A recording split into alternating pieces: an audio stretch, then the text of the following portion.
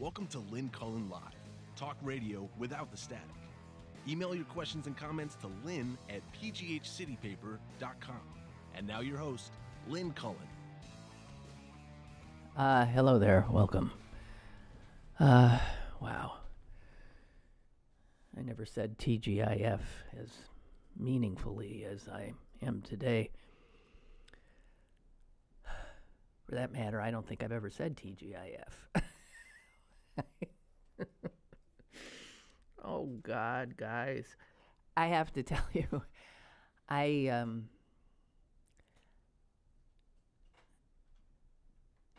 as there's more distance between the slaughter in Squirrel Hill and present time, I find myself less able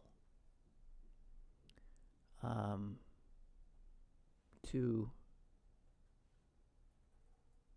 engage it in talk about it.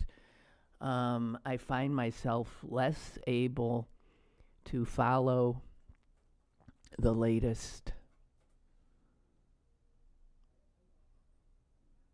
I'm looking for the right word.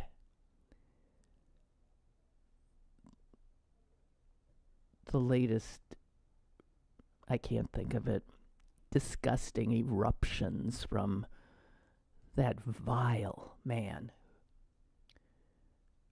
who is President of the United States. I worry that actually responding to him and to his lies and hate plays into his hands, and I'm left with that same question that I think I posed weeks ago, which is how do we take this person on and all his aiders and abettors without providing them more oxygen for their constant efforts to inflame.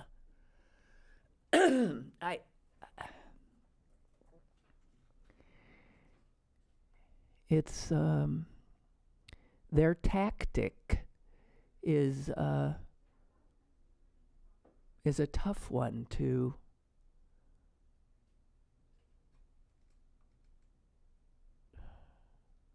counter. There is no doubt they love to inflame. And so when we become inflamed, it buttresses and their base.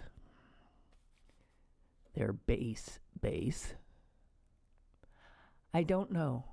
I'm after his despicable appearance yesterday afternoon, which I somehow forced myself to watch in its entirety,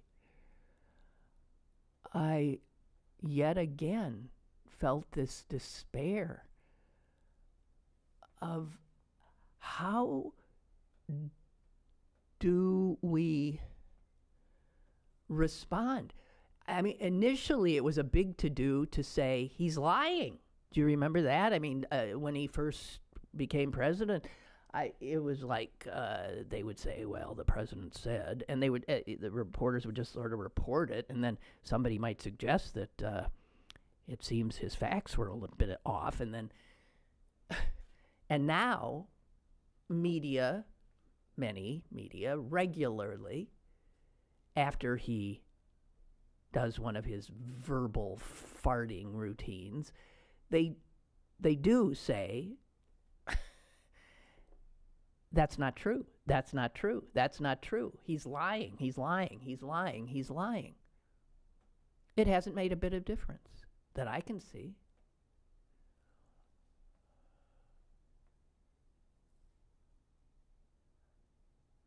I really don't know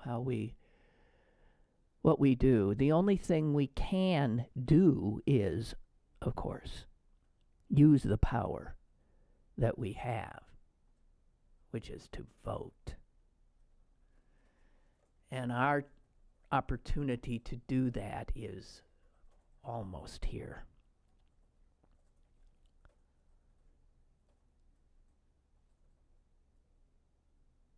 Strangely, in 37 states of this country, the vast majority, people are able to vote before Tuesday, election day. 37 states and the District of Columbia allow people more than just that 1 weekday, and not even the entire day, to vote. Pennsylvania is one of the most restrictive states when it comes to giving we, the people, the opportunity to be heard. In 37 states, in the last week or so, millions of our fellow Americans have already voted. There are as many as 28 million votes already cast in this midterm election, which is eye-popping because in some states, the number of votes that have already been cast 5 days before the election are greater than the entirety of votes cast in the midterm election in those jurisdictions. So we are looking at a huge turnout, which should bode well for us.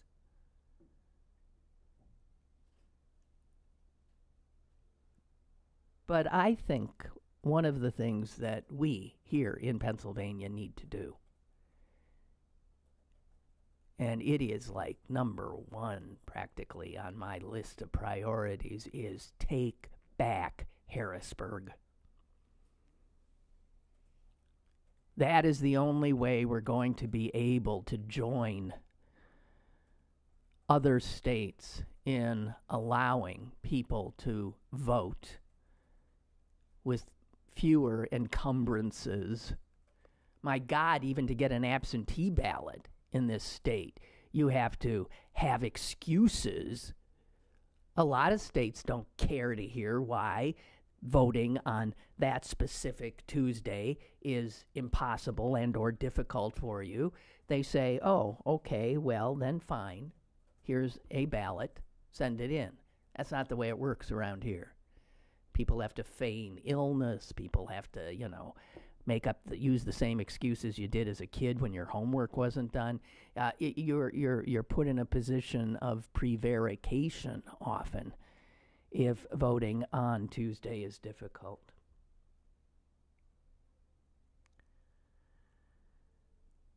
So,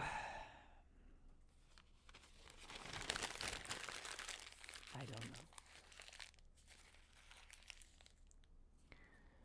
A few things I want to say, and no matter what you say these days,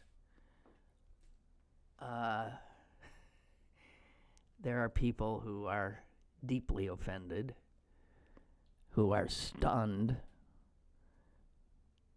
I want to address something as from a Jewish perspective.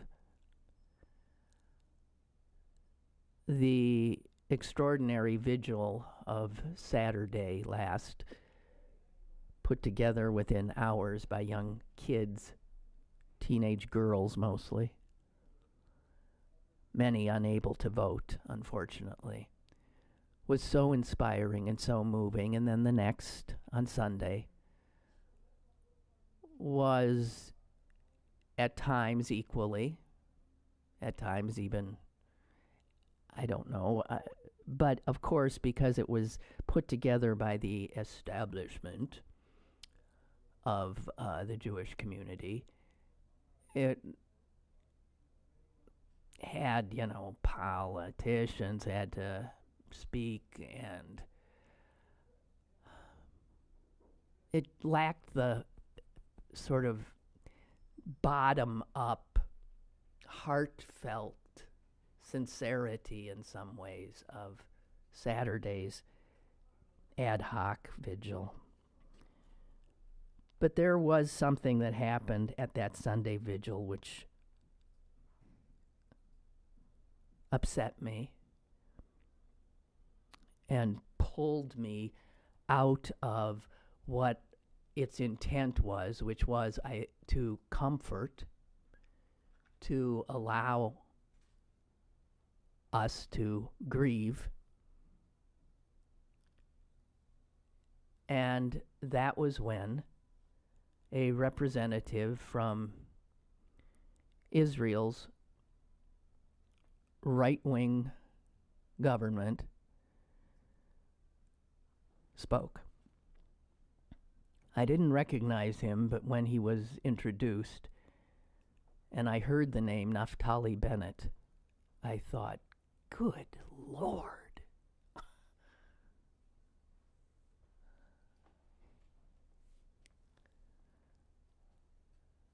Naftali Bennett.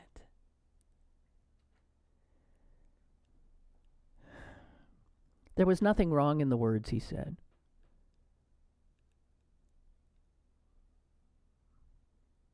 But it's what he represents to me that just was appalling that he stood there.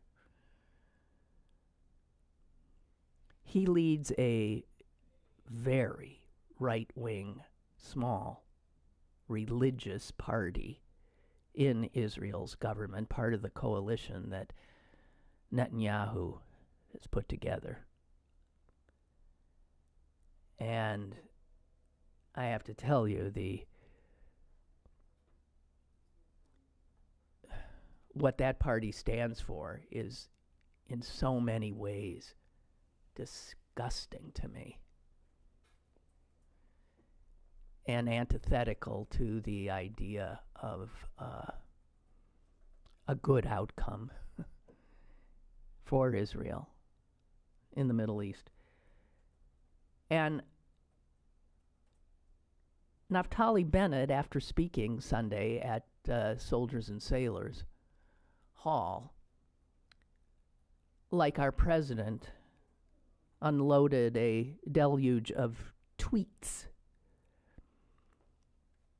And his tweets were intended to do one thing and one thing only, and that is to defend Donald Trump. The vast majority of Jews in this country do not in any way support Donald Trump. The vast majority.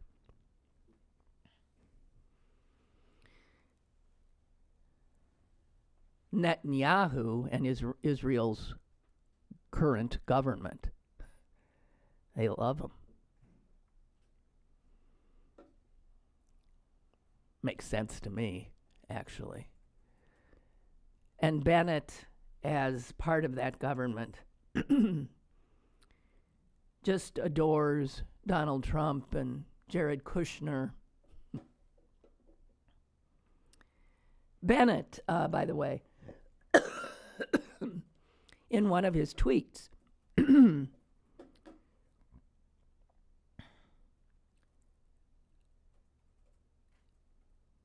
claimed that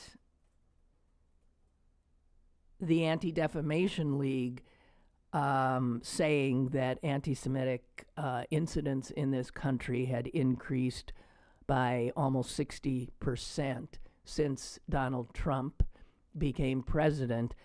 Naftali Bennett said, quote, "I'm not sure at all there is a surge in anti-Semitism in America.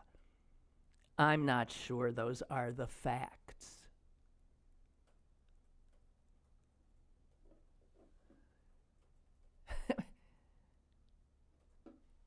That is because he's defending Trump.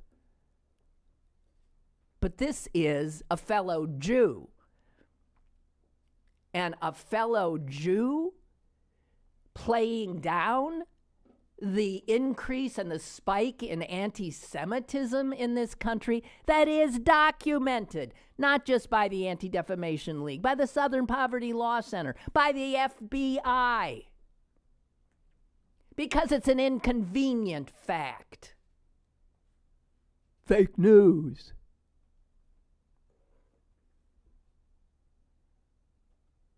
That man representing what he represents to so many Jews came Sunday night. I found it so off-putting.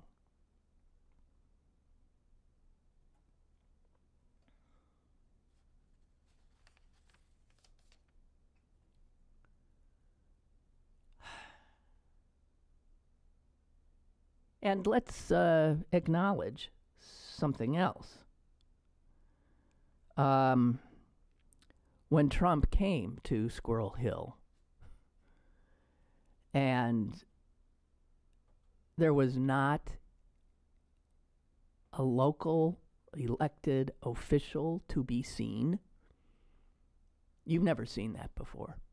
A president comes, the mayor's not there, the governor's not there, the county executive's not there,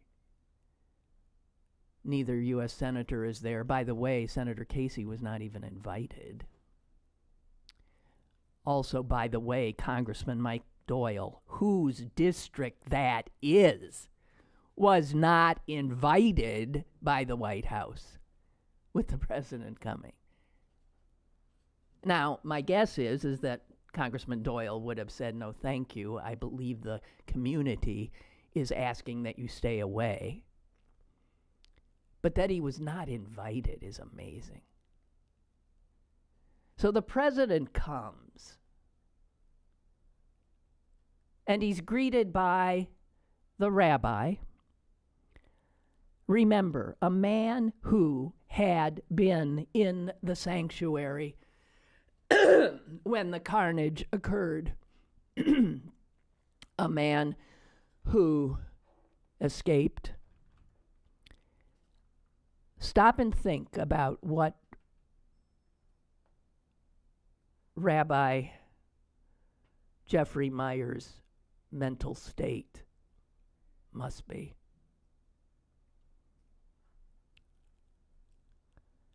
And a lot of people are unhappy at his welcome to the president. I understand why he did what he did. He was between a rock and a hard place. But think about the fact that he saw people in his congregation blown to pieces. His instinct was to get the hell out. He did. He survived. I am going to bet you that he struggles with now post-traumatic stress, with guilt, survivor's guilt, and that he has held up publicly as well as he has is to me astounding. That Sunday night at that Soldiers and Sailors vigil, he could stand up there and speak so eloquently. And in keening that song of grief, so better than any words, embody the heart-wrenching grief and disbelief that we were feeling. I think he's been remarkable, and I feel for him that he had to greet this president.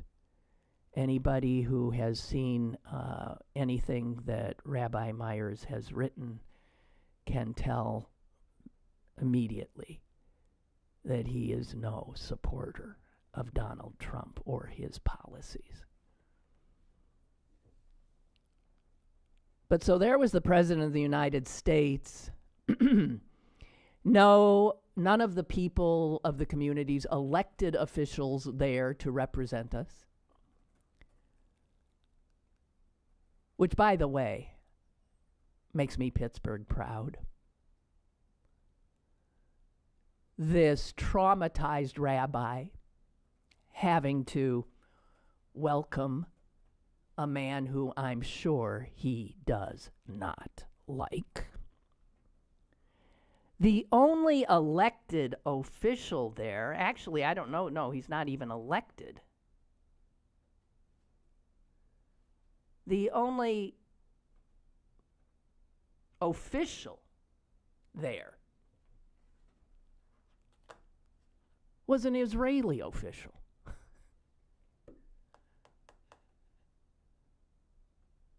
There wasn't anybody there officially from the United States. I'm looking at a picture of Donald Trump and his wife and his loathsome child and this courageous rabbi.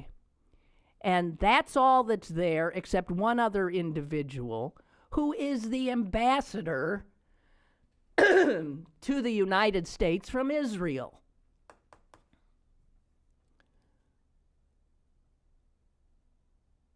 I don't like that he was there. This is Ron Dermer, part of Netanyahu's vile government.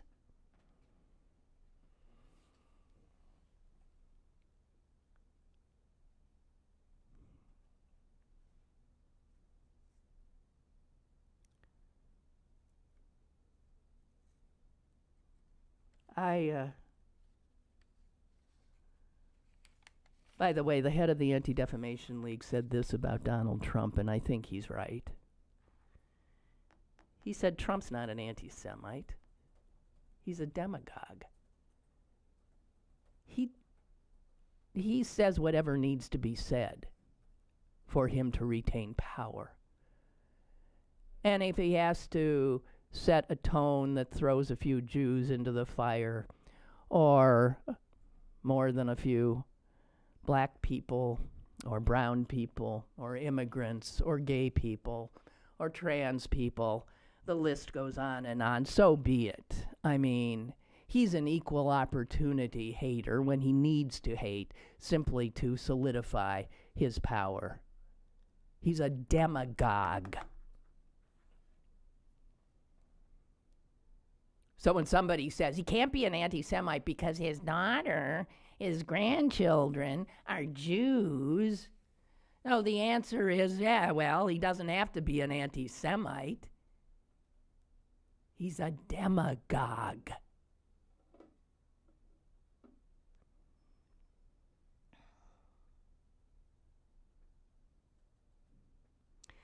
From the point of view of this Ambassador Dermer and Naftali Bennett, who spoke on Sunday,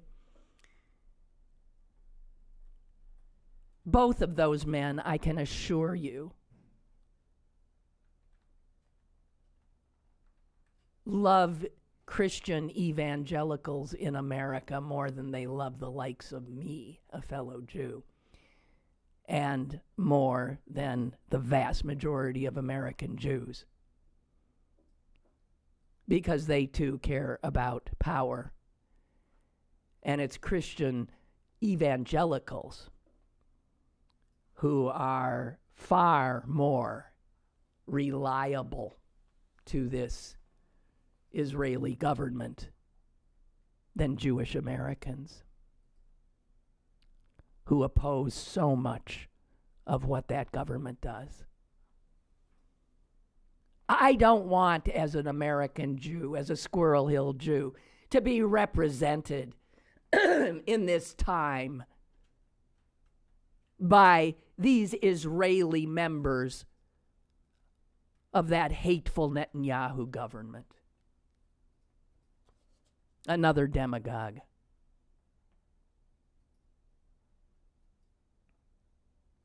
Questioning the increase in anti-Semitism since Trump because it doesn't fit their needs. It's despicable.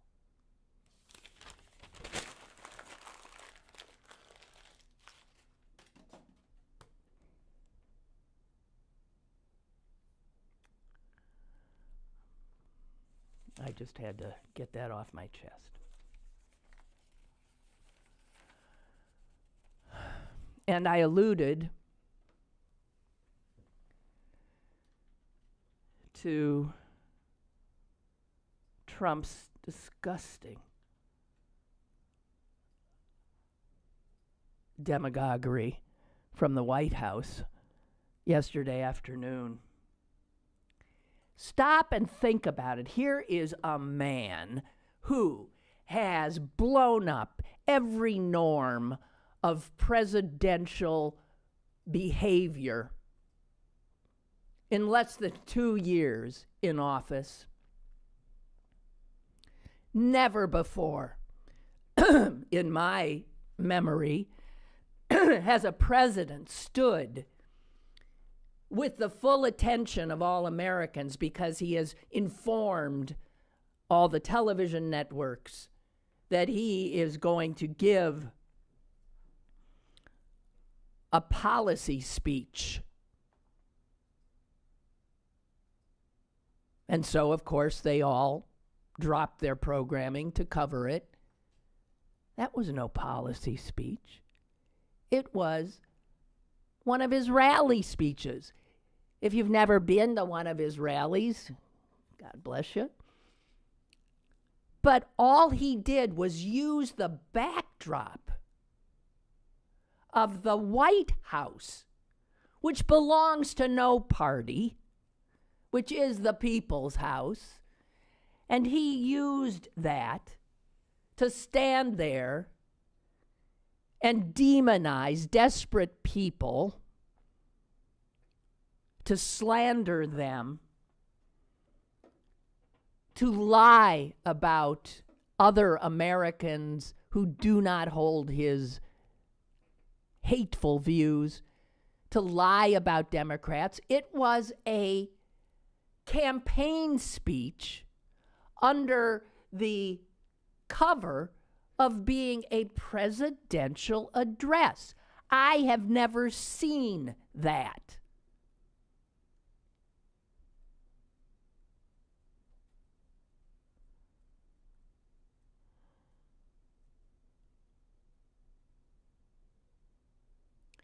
And what he said in that speech was so, I mean, it's chilling. It's frightening. No subtlety.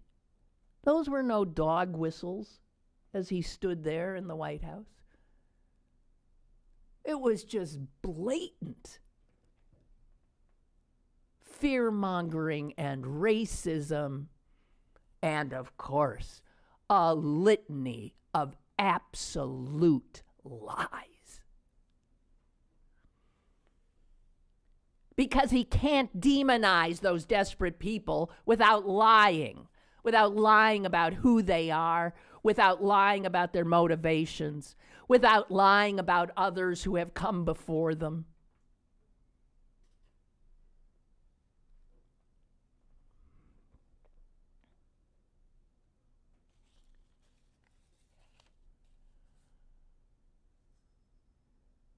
He said, they come here.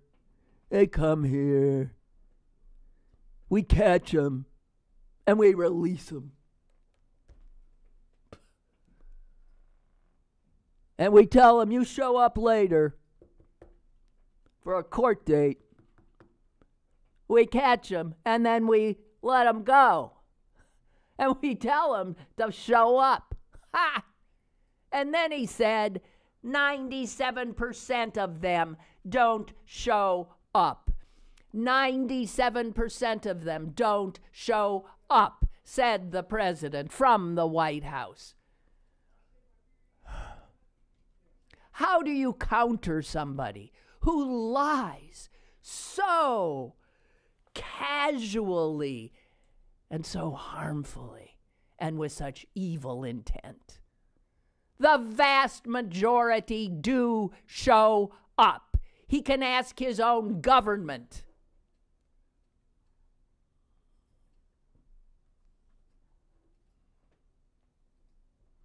They show up knowing full well that by doing so, the odds are they will be denied asylum.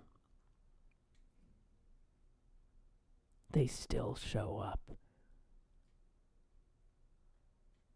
70+% of them show up, and he said 97% of them don't. This lying, despicable man. There were so many lies that the reporters afterwards didn't even know where to start.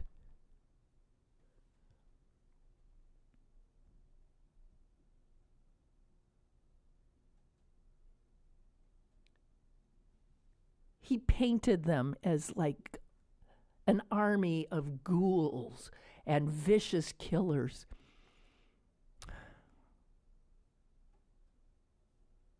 They have injured, he said.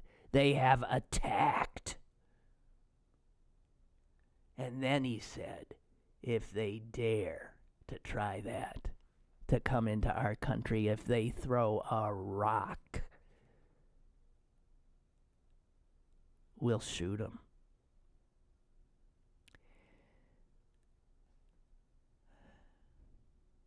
Never mind, by the way, that is absolutely in opposition to any of our military's rules of engagement. Never mind that the troops he is sending there by the thousands as a political stunt will probably not even be armed. And if they've got their weapons, they won't have bullets. They're there only as a prop, as a show of force, so that the Republicans can hold the Senate of the United States. And using our military in this manner is, again, words just fail me.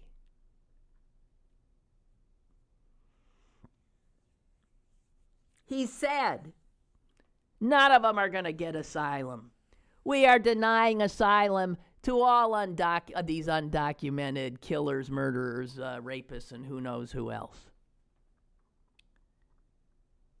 That's an absolute violation of not only American law, but of international law, of treaties that we have signed onto and have agreed to.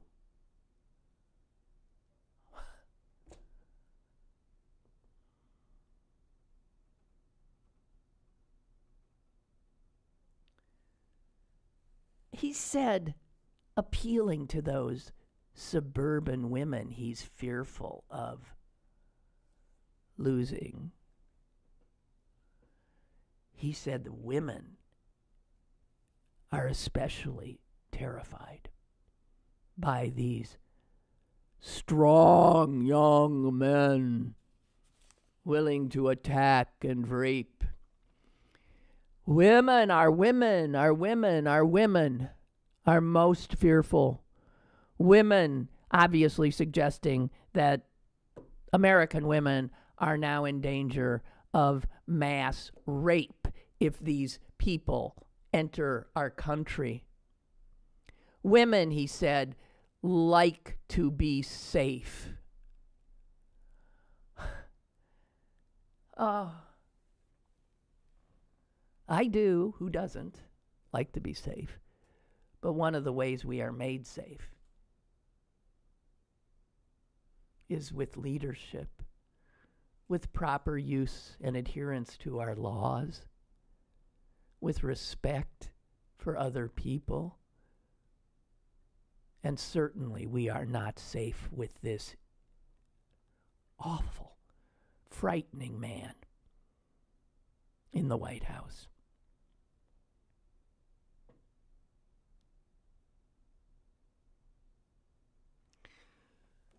I don't know if I even have the energy to refer to this despicable, racist, lying video that he has put out. I don't know if it was done from within the White House. If it was, that is beyond belief. That means I paid for it. You paid for it.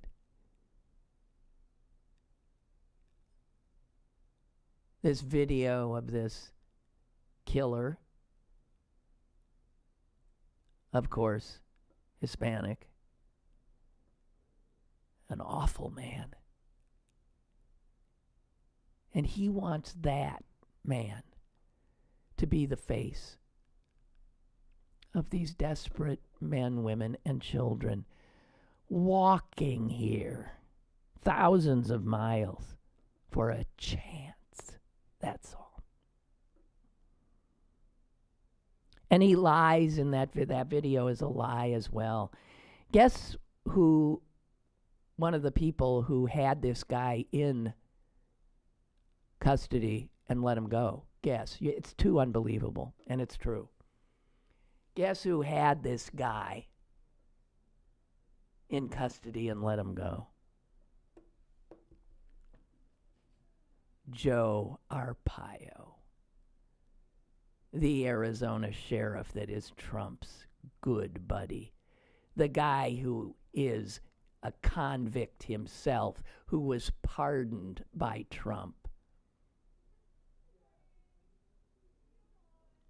Arpaio, the tough guy, who supposedly hates all these brown people, Arpaio had him in his jurisdiction, in custody, and somehow he got out. Trump says Democrats let him out.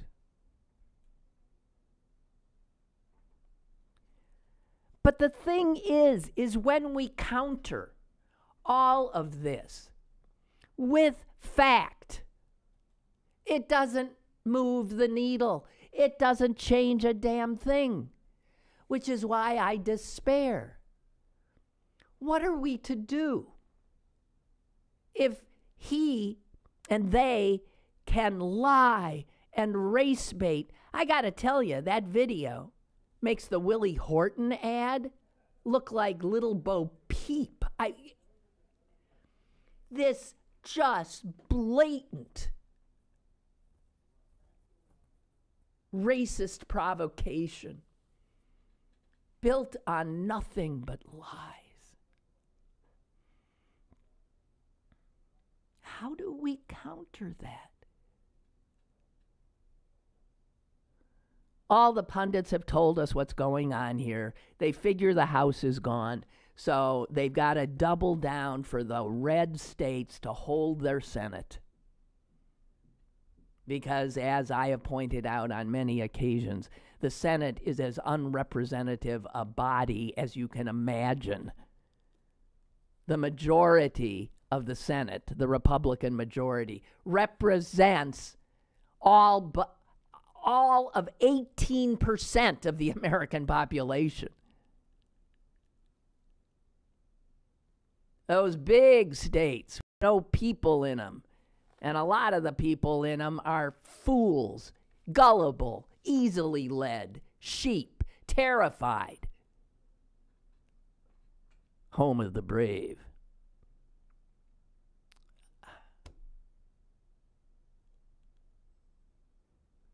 he said in that speech proudly that we are right now constructing massive, massive cities of tents.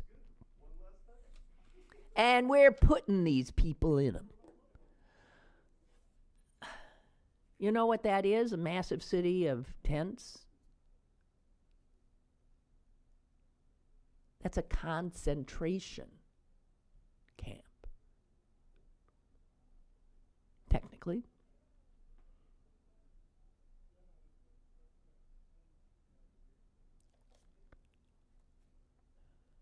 So,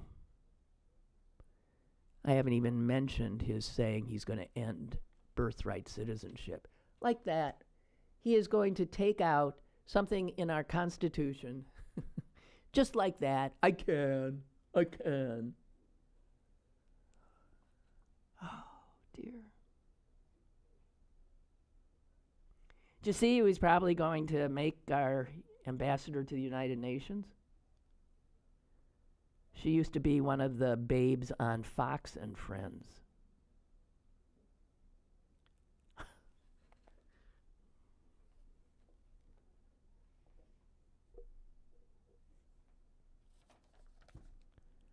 Heather Nauert, I don't know how to pronounce it, expected to be nominated as the U.S. ambassador to the United Nations. She was a Fox News anchor. She was on Fox and Friends. Last appeared in 2017 on Fox and Friends. And she was one of the Fox people that the Trump White House plucked. They plucked a lot of them, didn't they? And brought to his White House, since it's, Fox, White House under Trump. It's one and the same. So that his communications director is the former right-hand man to Roger Ailes. There are so many people there from Fox, and now one of them who has no diplomatic experience at all is going to be representing us at the United Nations. I'm not surprised in a million ways, one of them being that when Nikki Haley resigned, he made this disgusting sexist remark about how Nikki Haley had brought like some, I forget exactly how he put it, some, female whatevers, that she's good looking. He didn't say that. The intent was saying, man, we had, look what was representing us. And he liked that. He liked a babe. And so he put another babe in. Who needs diplomatic experience? She's a beaut. And she was on Fox and Friends. That is as great a resume as this president needs.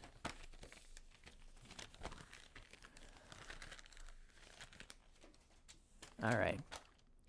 I'm sorry. This is my state. I don't know if I don't know. Maybe the weekend will lift me or help me find my voice again. The good news is that we're voting on Tuesday. On Monday, I'm going to have one of our crack political reporters here, Ryan Dito, on, because he has watched he really knows what's going on in our local political realm. And I want to pick his brain. And then the next day, we're going to have a shot to vote. If we take the House, which is expected, but then so was the election of Hillary Clinton. If we take the House, that means that all of those House committees will be led by Democrats. And that means that the subpoena power that those committees have will be in the hands of Democrats. And that means that a lot of things that have been covered up by the enablers in the current Republican-dominated House will be aired. One of the things that I think will happen very quickly is there will be an effort to get Trump's tax returns. And I read a piece today which says quite clearly that the law, and this is a law that's been there for almost 100 years, the law states, American law says, that the leaders of the House Tax Writing Committee have the power to request taxpayer information from the IRS. And that law says, quote, the secretary, meaning the Treasury Secretary, that would be Steve Mnuchin, that the secretary shall furnish such committee with any return or return information specified in such request. So what will happen is the House Tax Writing Committee will be requesting the Treasury to hand over Trump's tax returns. And he has no standing in law not to. And yet, what do you think's going to happen?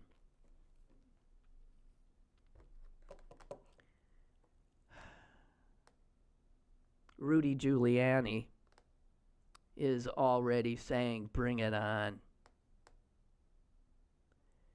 He said it would be a struggle for Democrats to prove that they have legitimate oversight and that it would be a heck of a good battle for the president.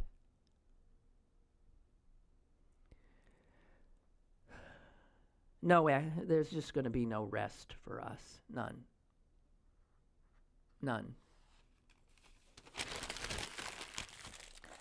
Okay, let's see. Lou writes, thank you for giving voice to those of us who have no platform. It's important for many people to hear you acknowledge in solidarity our worldview.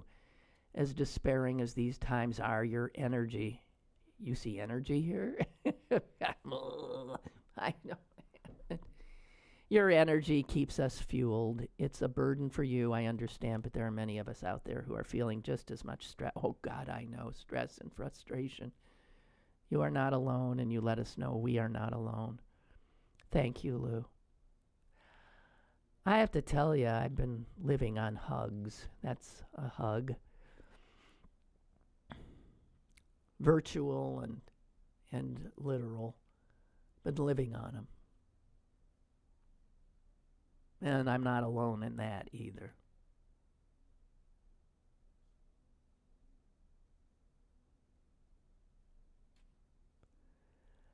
Kurt says, I've been thinking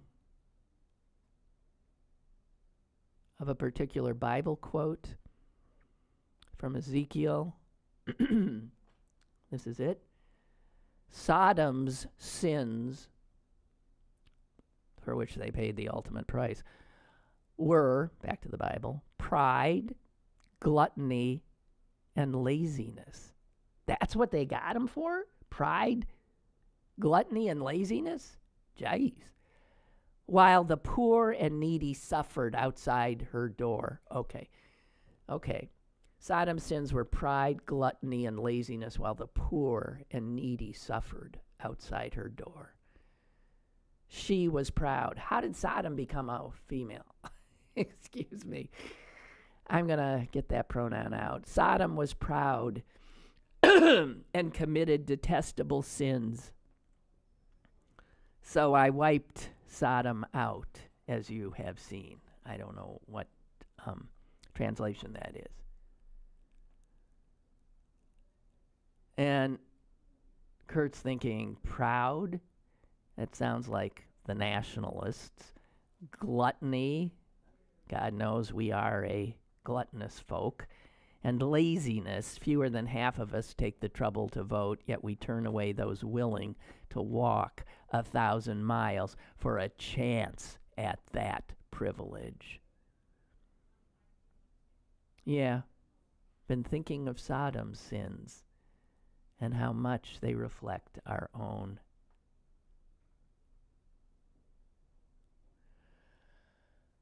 Okay, we have a call. Go ahead, caller. Good morning, Lynn, such as it is. Mm-hmm. John from Greensburg. I'm not currently in Greensburg. I really can't say what I'd like to say. I really can't unleash my actual reaction to the grotesque oath that we have in the White House after his proclamation yesterday that, which I think was actually an incitement or some sick fantasy of his that some of the refugees might be goaded into throwing stones and then be gunned down. What I'd like to say would likely get me investigated and arrested by the FBI. And as we all know, only, has-been right-wing guitarists from the Midwest who constantly brag about their macho hunting prowess, but who soiled themselves deliberately in order to avoid service in Vietnam can get away with threatening with the making president. statements that threaten presidents and presidential candidates. So instead, I'll tell you what. I'm going to comment on what the stunt that the staggering dominionist idiot that the dim bulb from Indiana. Pence and having the fake a rabbi. Christian, a Christian layman. Yeah. Not a clergy member or a Jew. No. Speak for the Jewish synagogue members who were attending it was a shul, was it not? No, I think it was a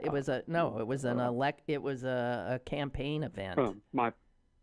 It was a campaign event, but as a nod, I guess, to also the candidate was a Jew, a Jewish woman. Yes. Yeah. One of the few Jews who, is a fellow traveler with these sons of bitches. But so no, he was supposed to be a nod to what happened here. I mean, everything they do is an offense. Everything they do is a naked provocation. Everything they do is an invitation, a dare for someone to call them out. Everything they do is an example of someone needing to call out that the emperor has no clothes, that there's nothing more there than what we see, which is buffoonery and ineptitude and boorishness and corruption. Yeah. Everything. Yeah, I know.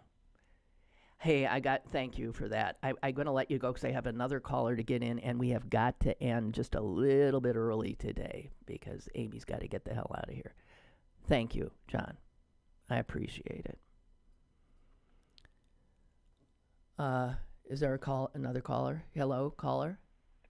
Yes, I'm here, and don't worry, Amy, I'll keep it short. That's good of you, thank you. You've got a few minutes. Yeah. Okay, yeah. Well, I just wanted to say about the guy who said that he appreciates your platform and that you use it to support us, and we don't, have a platform. I disagree with that. Okay. We might not have a podcast, but we do have a podcast. Might not reach as many people as you do, but when that guy's in the line at the grocery store saying something stupid, you podcast. The guy at the bar saying something stupid, you podcast. Your uncle at dinner, you podcast. Yeah. You never give up. You never let him get away with saying stupid stuff. If you disagree with him, voice your opinion. Right. You do have a podcast. You just can't let it ride. Most people do, but most people do. Most people do because, they lack the courage. They worry that they don't have the right words or enough information, or they're going to upset the apple cart of wherever they are, or that, if it's the guy in the supermarket, that he's got a gun, People don't. Yeah, and I always say, if you expect soldiers to put their lives on the line to protect your freedom, you could put your love on the line with your family. You know what I mean? You have to put something on the line. Yes. Something might happen to you, but it depends. That you put your love, your life, whatever it takes, on the line. Yeah, the guy might have a gun, but what's better? You getting shot, or the country going into, turning into Nazi Germany? Yeah. Yeah. Well, I think most people, again, I think one of the, I've learned so many truths, all of them hard ones in the last few years, that my people are not as, I guess, capable of courage as I thought.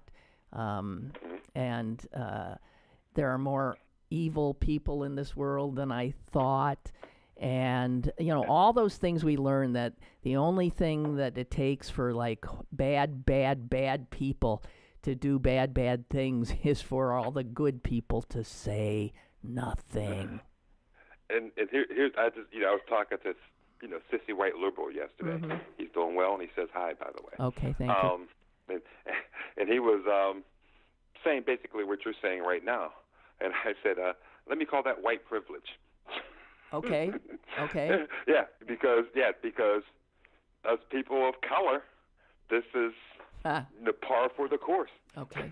It's nothing new. Okay. Well, then so in our white innocence, our eyes are being opened, and we're new to this. Yeah, well, back when they were using racial slurs and.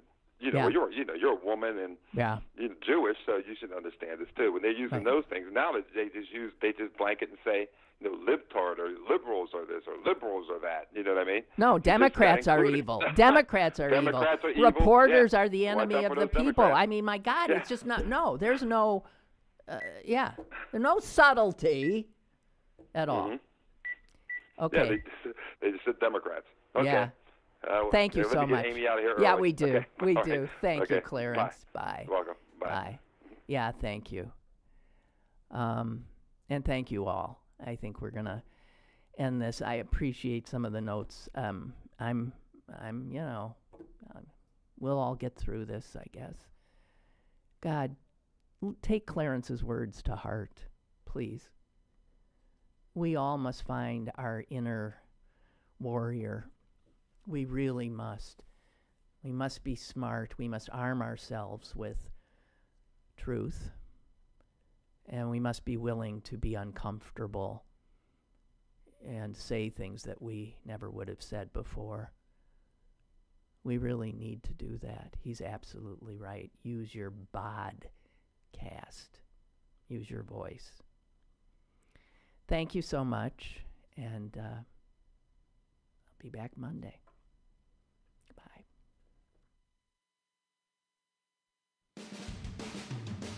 Lynn Cullen Live, Monday through Friday from 10 a.m. to 11 a.m. and archived at pghcitypaper.com.